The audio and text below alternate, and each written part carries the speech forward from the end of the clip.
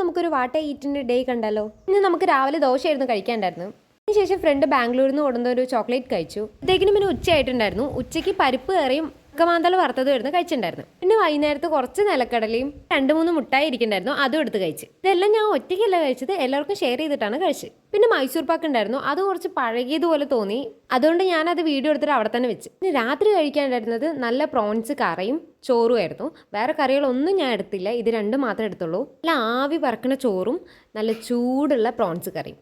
കുറേ നാൾക്ക് ശേഷമാണ് പ്രോൺസ് നമ്മുടെ വീട്ടിൽ മേടിക്കുന്നത്. അതുകൊണ്ട് തന്നെ പ്രോൺസിൻ്റെ ടേസ്റ്റ് എൻ്റെ വായിന്ന് പോയിട്ടുണ്ടായിരുന്നു. അപ്പോൾ ആദ്യത്തെ ബൈറ്റ് എടുത്തപ്പോൾ എനിക്ക് ഇഷ്ടപ്പെട്ടു, പക്ഷെ എവിടേക്കും ഇഷ്ടപ്പെടാത്ത പോലെ.